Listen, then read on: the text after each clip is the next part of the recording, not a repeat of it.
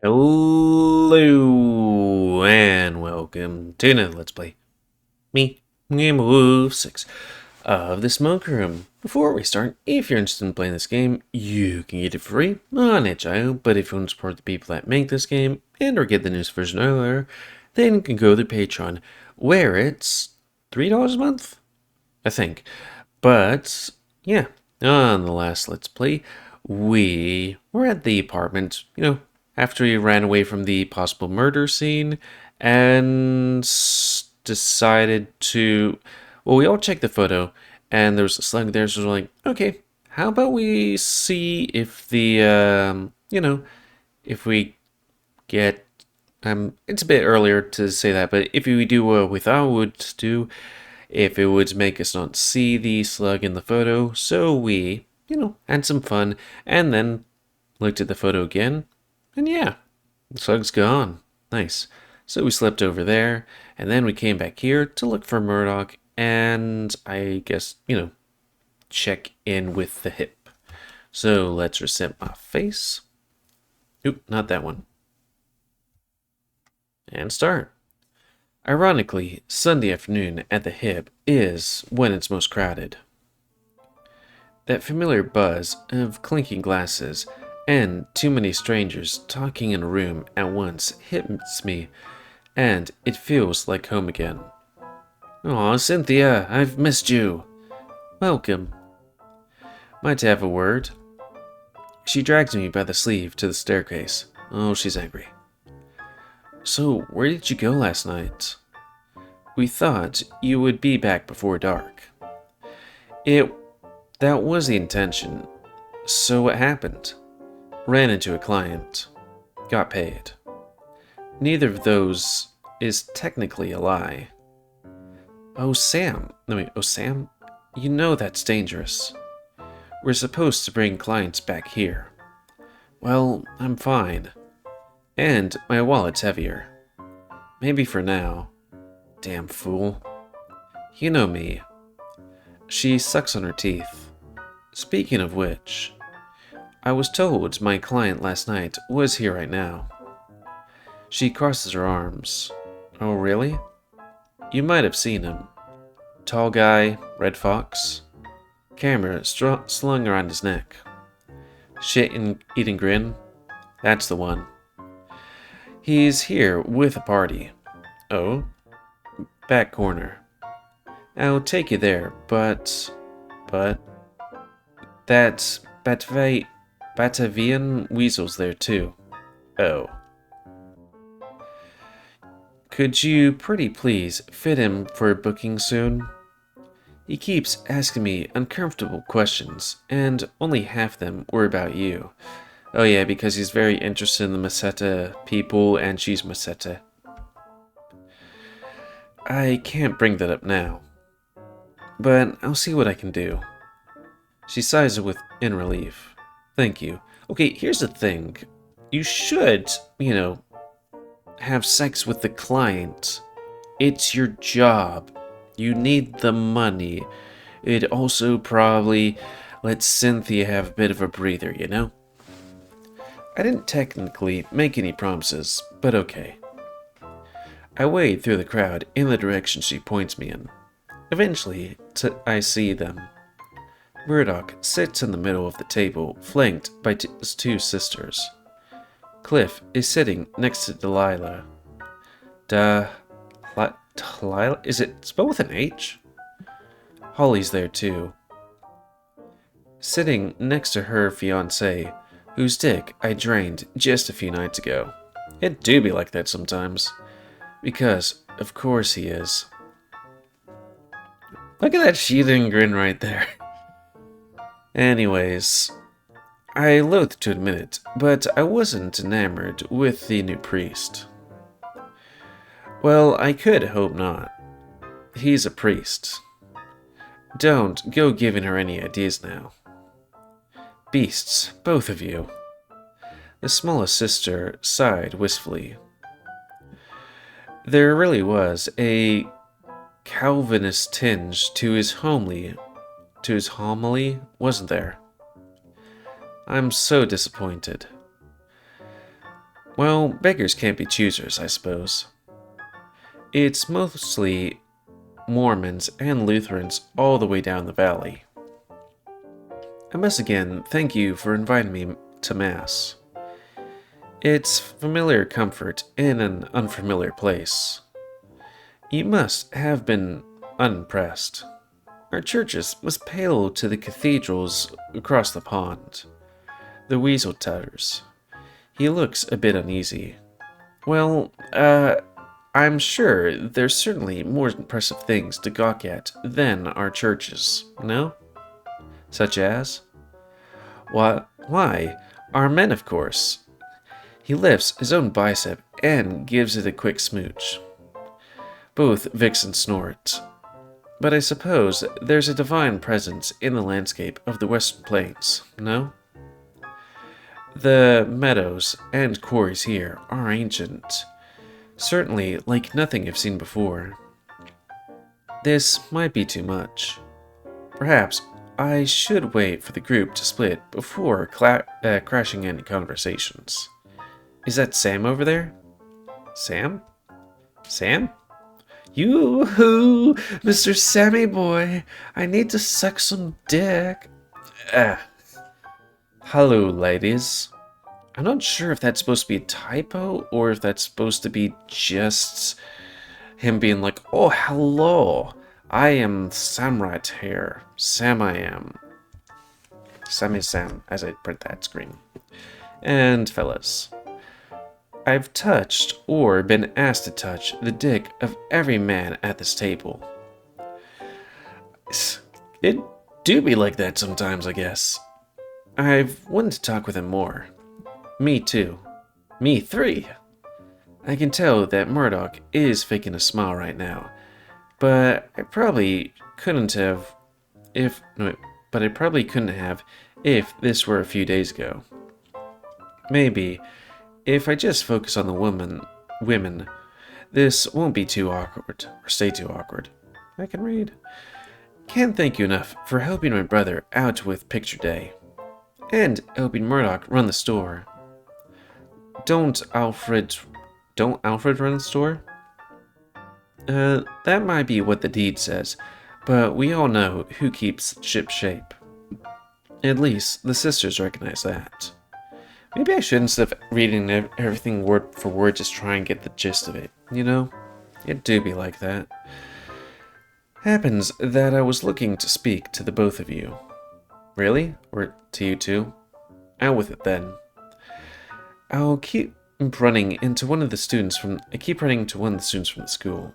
Probably in places that she shouldn't be. I think her name is Blythe. Delilah puts on a bashful look and Holly's lips tightened. Well, if it's a student who's somewhere she shouldn't be, it's certainly Blythe. A bit of a ringleader, isn't she? But she does her work and cares about her future. She's a good mind for literary analysis. And arithmetic too? I don't know what that means. Why do they think I care about her school performance? Okay, well, she was running around the lake with a switchblade last night. The two vixens looked at one another. That sounds like their family. I'm surprised that it was just a switchblade this time. This time? It's all true. I was there as well. Why were you both by the lake late last night anyway? I need the fresh air and exercise. It stuns me how ordinary Murdoch sounds when he lies. By the by, I'm glad you showed up when we didn't have to track you down. I was talking to Mom before church this morning, and she says she would like you to stop by for dinner tonight.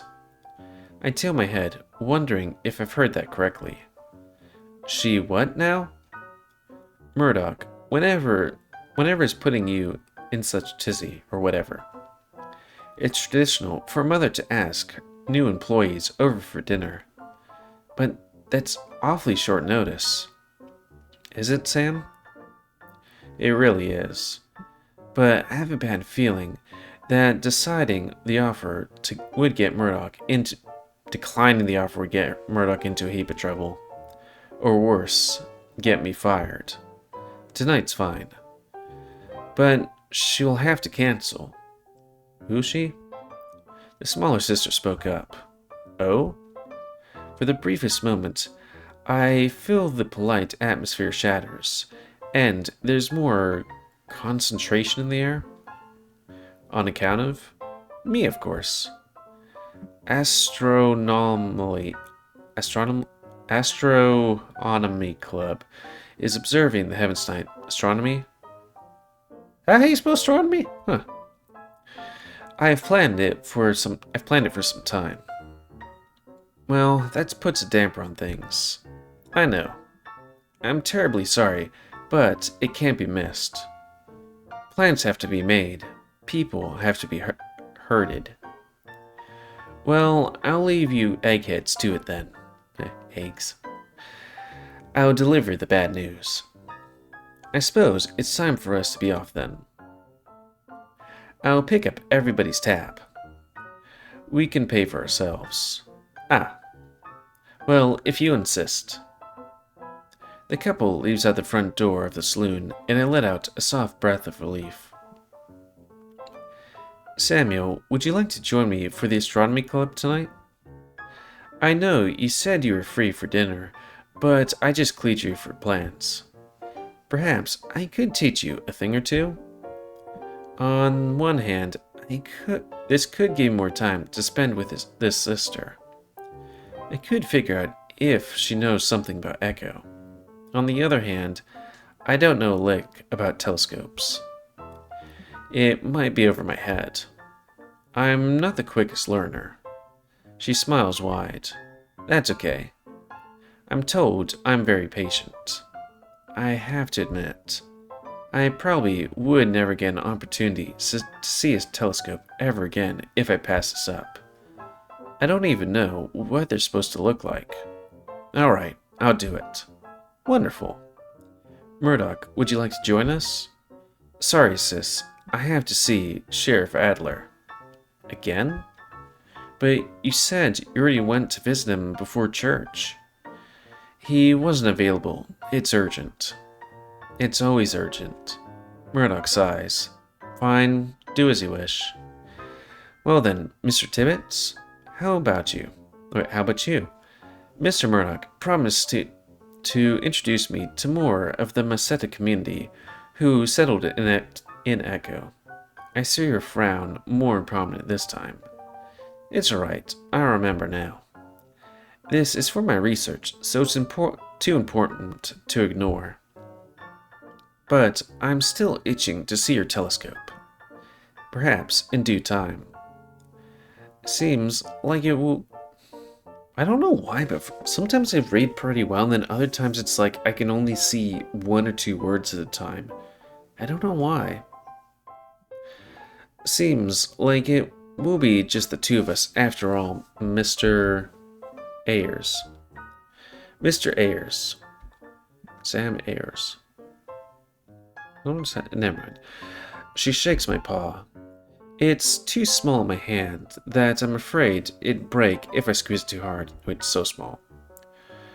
It feels embarrassing when people use my last name, and Mr., but maybe that's just because I'm not used to it. Meet me at school at 7 p.m. then? Sure thing. As I go through the bells and whistle my day, I can't help but wonder how this family keeps roping me into various activities without momentary compensation. I suppose it's because I don't want to accept any of them. Something about them rubs me the wrong way, but I can never pin it down. Other than the terrifying parents. When I see the sun begin to set, I can't help but feel like I need to fulfill the social obligation. So I trek down to the school, sign in, wear another one of those gaudy visitor passes, and then make my way to the library on the 3rd floor.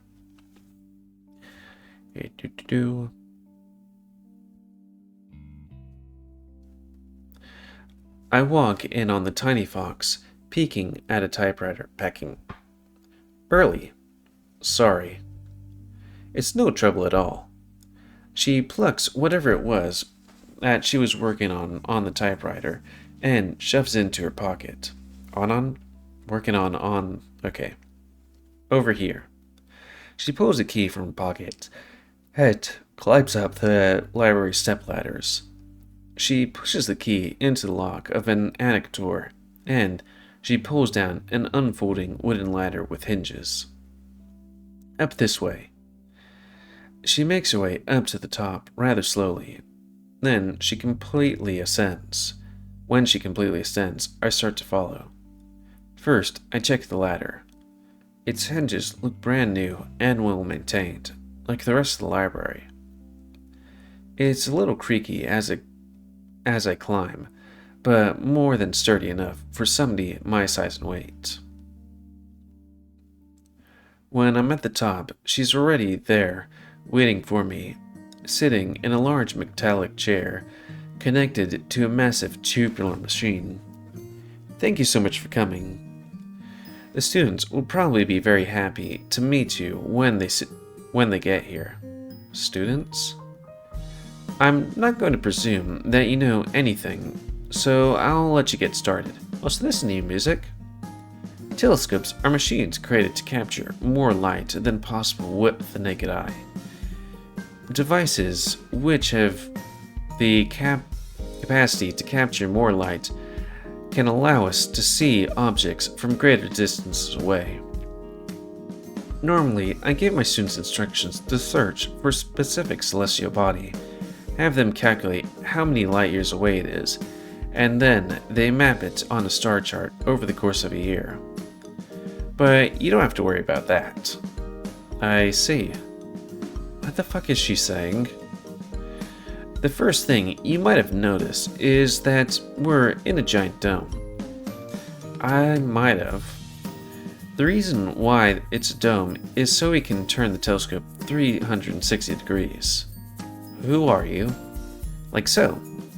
She turns a large wheel and the large mechanical device turns on its axis, moving with the roof. We can view east, west, north, and south skies, and we can use the compass as well to tell which direction is which. I look on the table over there. A star chart maps every direction of the sky at once in a circular map. Okay. I wonder if this doesn't have a lot, seems a bit empty because, it's the early 1900s. Oh, I don't know. You'd think it'd be quite a bit mapped out. Where's the Big Dipper? Oh, there's a kite. Well, they have a Leo and stuff on here. Oh, there's the Dipper. Ursa Major. And you can turn it different directions to see which direction of the night sky you're staring at. When I studied at the university on the East Coast, we captured these movements of the stars through the year on glass photo plates.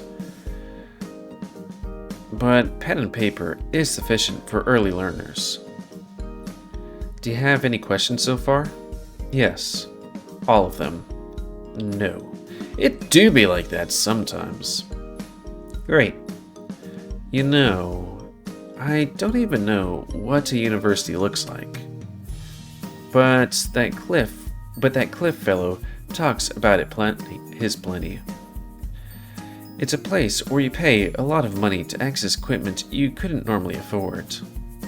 And where you do a lot of hard work so other people can steal your credit. Oof, she does not like it. Oh. So there were a lot of smart gals like you there? Competing and stuff? I knew a lot of other women who sorted and studied plates. But, genuinely, only men were allowed to operate the telescopes themselves. I'm wondering if she's talking about that specific project where a lot of women were given to study, like, stars of, distant things and, like, do the color and size and stuff to do something important, but I can't remember what. How come you know how to use it? Because I decided to do it anyway. And I didn't get caught. Oh. It's okay. I have my own now. Can I use it? Sure. Come take a look into my eyepiece. I have to hunch down much more than her to look. Oh, I guess, is it nighttime that we can see it? What is that? That's Saturn. Why is it shaped all funny? Because there's a lot of dust and icy stuff trapped in its gravitational pull. What does that mean? It means it's trapped in its orbit. What does that mean? Stuff can't crash into the planet, but it also can't break free. So it goes around and around forevermore, unless something comes along and bumps it out. So it's all just going in circles? Yes. It's pretty. It is. It's hard to stop looking at it. Am I actually enjoying this? Alright, that's enough of that. Part of being a good astronomer is knowing what stars are brightest in the night sky without having to rely on a telescope. She hands me a packet of paper that is sitting on one of the tables. I look it over and feel like I'm going cross-eyed. What does visual magnitude mean? That's just a fancy way of saying how bright it is. Sol has a magnitude 26.74 and marked as rank 1 because it's the brightest.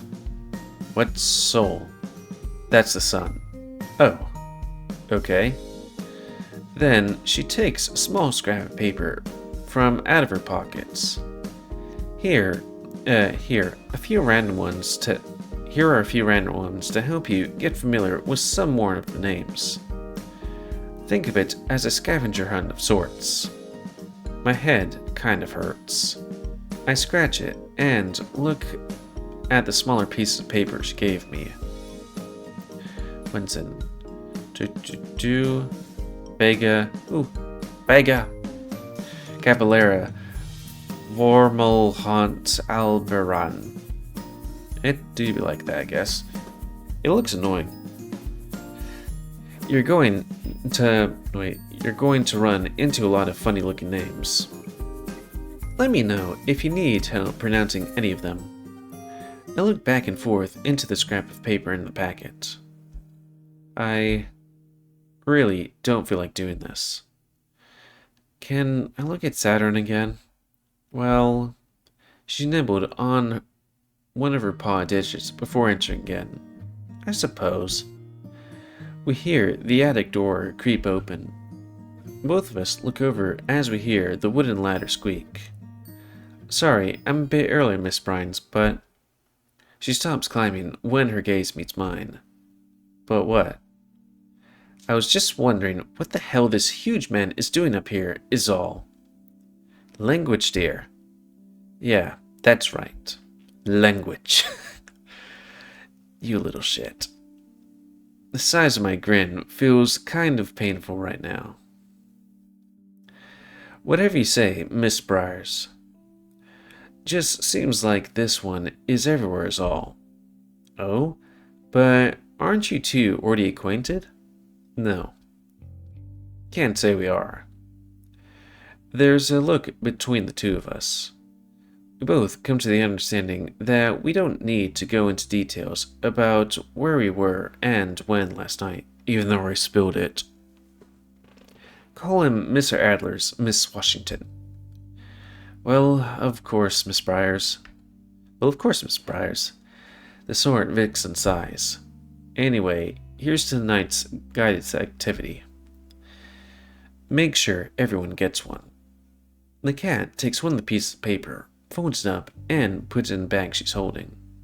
Well, that's the thing, Miss Briars. I'm just here to tell you that I can't stay for long. Mostly 'cause I wanted the weekly activity, so I can't do it on my own. If you have places to be, then there's always next week. Thanks for understanding. You might as well take my class at this point. You have good enough math scores. There's a big difference between liking math and being good at math, Miss Briars. I do it because I have to, not because I want to. But you seem to like it plenty when I don't have it, when I don't tell you it's math. That's nice, Miss Briars. I'm going to go now. Although, could your helper help walk me to the supply closet? She jerks her head to me. I shouldn't be walking around in my lonesome in this creepy school now, should I? As if that's ever stopped you wandering around before. Maybe if you asked nicely. Why don't you escort me downstairs, Mr. Mister? I was like, is it Mr. ... or is it Mister? You sure it's proper for a young woman like you to be walking around at night with a grown man? I put a bit of an edge to my voice. The cat's voice goes flat. Somehow, I'm sure I'll manage to protect my reputation. I don't give a fuck about your reputation. I give a fuck about mine. It's flattering that you both think there would be a crowd at the school after hours, but I doubt you'll see anybody out on your way out. Fine. I should be heading home soon anyway, so I'll walk you out. Afraid. Much obliged. Maybe midday's my best. I don't know.